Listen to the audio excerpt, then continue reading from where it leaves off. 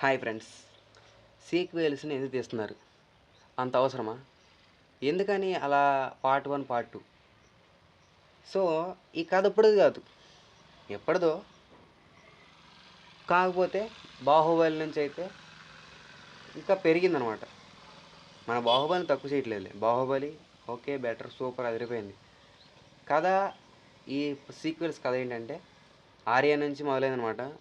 అక్కడ అన్నీ ఓకే, అన్నీ అప్పట్లో అంటే స్టోరీలో ఉన్న సినిమాలు బాగుండేవి. ఇప్పుడు ఏంటంటే కొన్ని సినిమాలు వస్తున్నాయి, ఎందుకు పార్ట్ 1 పార్ట్ 2 పెడతారో అర్థం కాదు.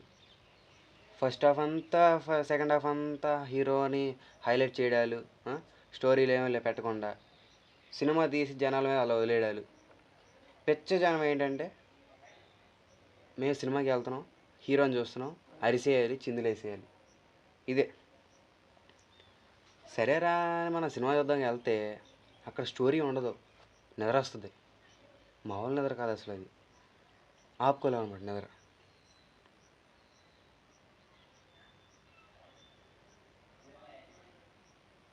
అక్కడ స్టోరీ ఉండదు, మళ్ళీ మిగతావన్నీ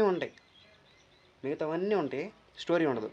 కాకపోతే చివరిలో ఒక చిన్న పార్ట్ 1లో చిన్న ట్విస్ట్ ఇచ్చి పార్ట్ 2 కమింగ్ సూన్ అని పెడతారనమాట. ఏంటంటే పార్ట్ 1 మీద డబ్బులు పెడతారు, పెట్టిన తర్వాత పార్ట్ 1 హిట్ అయితే పార్ట్ 2 అనౌన్స్ చేస్తారు. కొన్ని సినిమాలు ఏంటంటే షూటింగ్లో ఉన్నప్పుడే స్టోరీ పెరిగిపోయి బడ్జెట్ పెరిగిపోద్ది. అప్పుడు దాన్ని ఒక సినిమాలో చూపించలేక, అంటే కంటెంట్ ఉన్న సినిమాలు అంటే బాహుబలి, పుష్ప 2, బాహుబలి కన్క్లూజను అన్నీ ఓకే. ఇప్పుడు వచ్చి సినిమాలు చూస్తుంటే మైండ్ పోతుంది అసలు. ఎందుకురా స్వామి సినిమాలు తీయడం, అదే థియేటర్లో ఎందుకు వదలడం, డైరెక్ట్గా ఓటీటీలో పెడితే చూసేస్తాం కదా.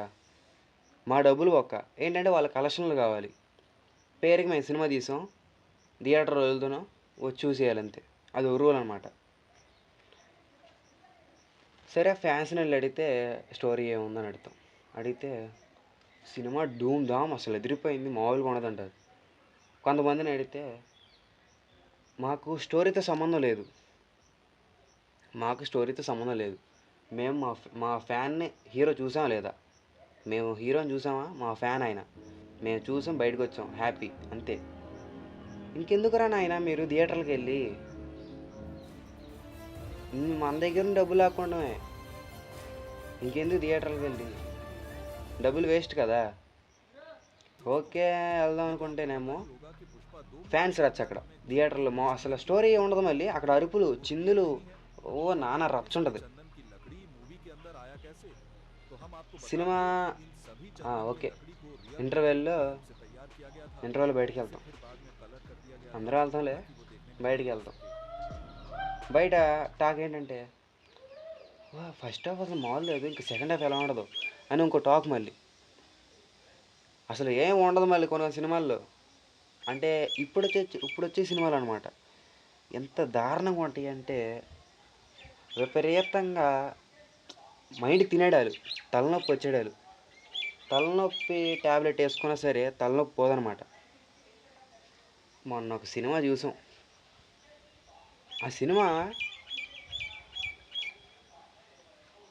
ఇది మీరు పంచతంత్రం చూసుంటారా? పంచతంత్రం లాగా ఉంది సినిమా. అసలు కొన్ని సీన్లు, అసలు సీన్లు ఏంటి, ఆ సినిమా మొత్తం అంతే. గ్రీన్ కలర్ పెట్టేయడం, సినిమా తీసేయడాలు, బ్యాక్గ్రౌండ్ ఏదో పెట్టేయడాలు, దాన్ని ఎత్తుకొచ్చి థియేటర్లో వదిలేయడాలు, అంతే బడ్జెట్. ఆ బడ్జెట్ ఎలాగైనా రికవరీ చేయాలి. ఎలా?